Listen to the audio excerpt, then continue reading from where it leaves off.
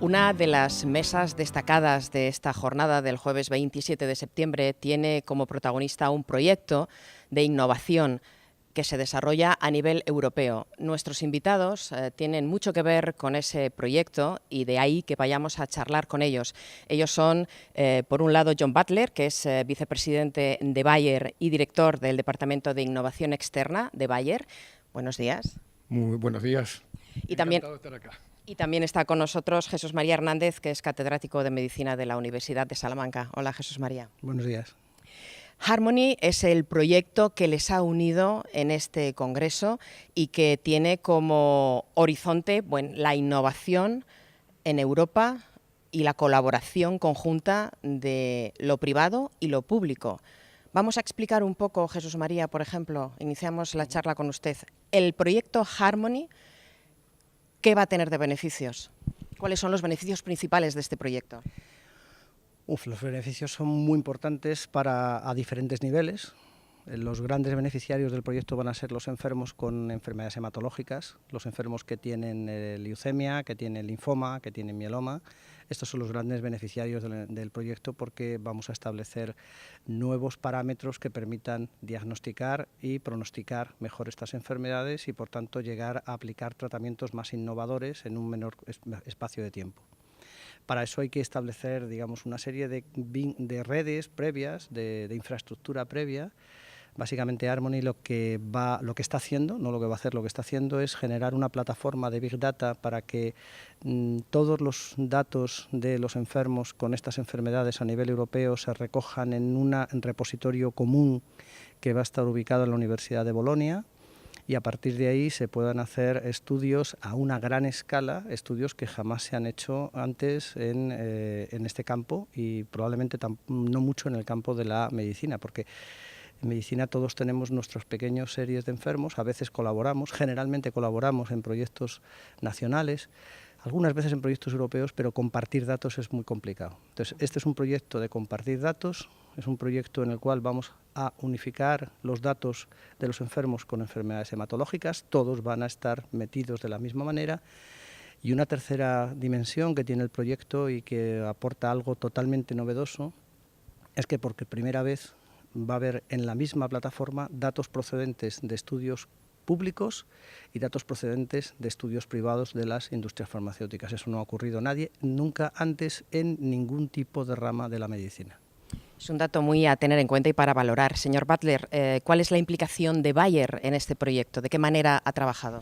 Bueno, para Bayer y para las otras empresas de la farma que están implicadas en este proyecto, es imperativo cooperar con la academia porque ninguna tiene ni los recursos ni el acceso a datos de calidad necesarios para poder crear la base de datos que permita alcanzar los objetivos que Jesús María ha explicado tan elocuentemente.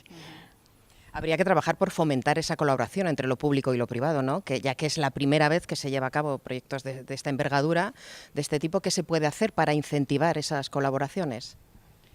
Bueno, yo creo que aquí precisamente IMI, que es digamos la oficina o la iniciativa que subyace en este tipo de proyectos, lleva trabajando ya desde hace unos 10 o 12 años en crear marcos de cooperación entre lo público y lo privado a nivel europeo.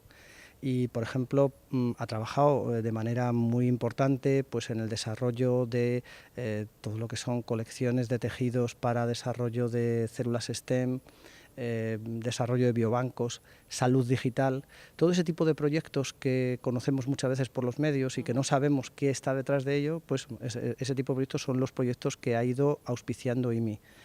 Y desde hace un par de años, y va a ser uno de los objetivos de las presentaciones que vamos a realizar ahora en el Congreso, desde hace un par de años IMI ha puesto el foco fundamentalmente en el desarrollo de este programa de Big Data for Better Outcomes, de cómo los Big Data pueden favorecer el desarrollo o mejorar los resultados en salud a nivel europeo.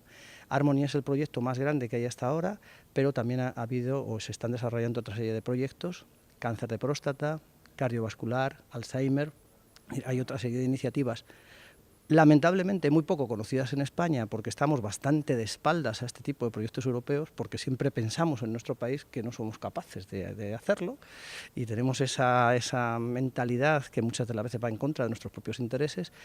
De hecho, los proyectos IMI son muy poco conocidos en España. Por ejemplo, simplemente un dato que creo que es de mucho interés: este es el tercer proyecto IMI que se coordina desde España exclusivamente, es decir, de a lo mejor un total de más de 100 y pico proyectos que se han desarrollado hasta ahora.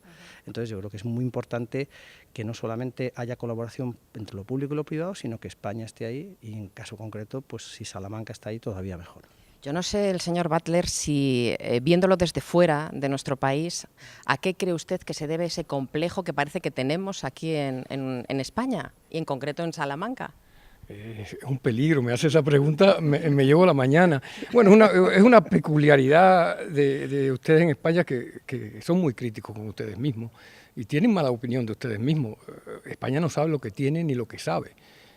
A nivel europeo, en el campo de la hematología, ustedes en inglés se dice second to none, o sea, absolutamente a la vanguardia tanto en la investigación como en la aplicación de nuevas tecnologías y de nuevos medicamentos. Nosotros en la industria sí lo sabemos, pero es un problema de relaciones públicas, supongo, no sé, y de autopercepción.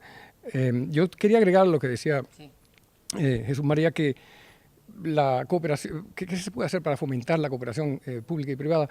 Mira, yo creo que mientras más uno se enfoca en los aspectos científicos de un proyecto, más natural aflora la cooperación, menos difícil es. El problema está más bien en el marco en el que se desarrolla. Y ahí sí creo que ambas partes tienen que rebajar un poco las preconcepciones, ¿no? Y aquí sí noto, no solamente en España, sino en muchas partes de Europa, una cierta reticencia a trabajar con la industria, como si fuéramos del otro lado, ¿no? O sea, como si fuéramos la potencia negra, ¿no? Oscura. Y no es así, no es así. Estamos dependientes los unos de los otros. La innovación farmacéutica, la introducción de nuevos medicamentos y terapias viene solo de la empresa, por la razón que sea, pero es así. Y por otro lado, esa innovación es hoy imposible sin la innovación en ideas y en conocimiento, el aumento en conocimiento que se genera en la investigación pública, en los institutos académicos. Así que yo creo que aquí lo normal es una simbiosis, lo anormal es que sea difícil. Yo quisiera añadir simplemente una cosa también. Un proyecto de esta envergadura no llega aquí en un paracaídas o no baja con un dron, no aterriza sin más. Aquí Salamanca tiene una tradición tremendamente importante en el campo de la salud a nivel hematológico, y los hematólogos llevamos trabajando 30 años y yo creo que desde hace 20 años estamos a la vanguardia, no de la hematología española, sino europea, y en algunas enfermedades, como por ejemplo el mieloma, en primera división mundial. Lógicamente es el esfuerzo de un colectivo de mis compañeros, de la gente que en muchos casos me ha precedido o que trabajamos permanentemente y en el día a día, porque además no hemos perdido nunca esa visión en la cual integramos la faceta de atención al enfermo. Todos nosotros pasamos consulta, tenemos contacto con el enfermo. Muchos de nosotros tenemos además laboratorios de investigación, y aquí ha cumplido una función muy importante el Centro de Investigación del Cáncer. Y luego la tercera parte que ha sido necesaria para que esto realmente se sustancie es que disponemos de un gran instituto de investigación, que es el IPSAL, que ha permitido y que está permitiendo ofrecer el marco legal para que el proyecto se consolide. Estas cosas no sé, porque muchas de las veces hay gente que dice, bueno, pues yo ahora voy a pedir 3 IMIs y porque esto va a ser muy fácil conseguirlo. Evidentemente no es que sea difícil, pero esto responde a una trayectoria de investigación que en este caso ha llegado a este punto y que se ha sustanciado en este proyecto, que es un proyecto de primer nivel. Como digo, siempre lo he comentado mucho cuando hablo así para la gente, es un proyecto de Champions, es decir, jugamos en Champions en este momento, no estamos en tercera división. Y eso es una cosa que es un reto también para todos nosotros, para las autoridades, para que estén al nivel de saber que realmente en este momento España lidera un proyecto que está teniendo una cantidad de retos a muchos niveles. Por ejemplo, articular el proceso de cómo un dato viaja por Europa, eso es tremendamente complicado. Es más difícil que un dato de una persona pase una frontera que la persona atraviese la frontera. No hay Schengen para los datos, ¿vale? Y de acuerdo con la normativa nueva del GDPR, del proyecto de reglamentación europea de transferencia de datos, hemos tenido que acoplar todo el proyecto a esta normativa para lograr hacer una fase y una anonimización correcta de los datos para que todos los datos cumplan con los imperativos éticos, que no son los mismos en las 28 naciones europeas. Es decir, nos hemos tenido que enfrentar a 28 legislaciones distintas. En fin, eso da un poco simplemente por dar algunas pinceladas de lo que hemos venido haciendo hasta ahora, pero afortunadamente la plataforma está, los datos están en la plataforma y los resultados se van a empezar a producir a finales de este año, principios del que viene. Es decir, que en esa fecha próxima la sociedad va a poder ver los resultados del proyecto. A comenzar a ver los resultados del proyecto. Esto es un proyecto de 5 años y si Dios quiere lo extenderemos más allá, porque esto de seguir la trayectoria de los pacientes longitudinalmente no es una cosa que acaba en 5 años. Entonces, se comenzará a ver los resultados a partir de final de año. Sí, yo creo que sí. A partir de final de año tendremos los primeros resultados. De hecho, ya tenemos unos resultados muy importantes. Es decir, ahora ya sabemos cómo vamos a hacer que todos los datos de los enfermos estén escritos de la misma manera y armonizados de alguna manera. Eso es un proceso costoso, que se integren en la misma plataforma, que todos sean anónimos, que no haya manera de identificar al enfermo, que los enfermos puedan estar seguros de que nadie les va a poder otra vez identificar. En fin, una serie de garantías a nivel ético y legal que se están produciendo y que las tenemos ya en el proyecto, y ahora simplemente lo que hay es que meter datos. Esperamos recoger información. La primera prospección que hicimos era de unos 70.000 enfermos. Enfermedades hematológicas son muy raras, es decir, no todo el mundo conoce gente que tenga una leucemia, todo el mundo sabe quién es diabético, hipertenso, infarto, son muy frecuentes, pero una leucemia es bastante más complicada.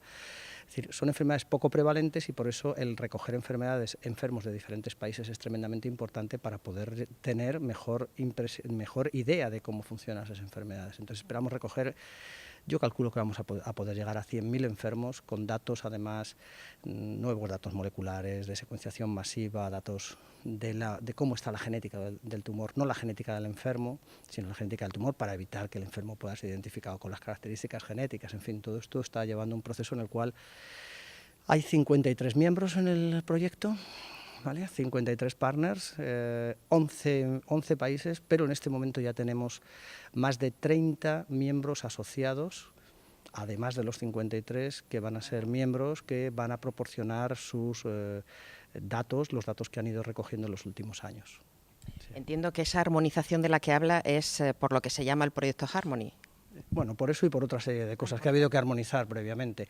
El diálogo público-privado, el entendimiento entre, por ejemplo, las agencias reguladoras del medicamento, que también son socios del proyecto. Es decir, el proyecto tiene muchas dimensiones, no solamente es manejar el dato, sino decir, bueno, cómo tenemos que manejar este dato para que realmente le interese a una agencia reguladora para que apruebe el siguiente fármaco más pronto.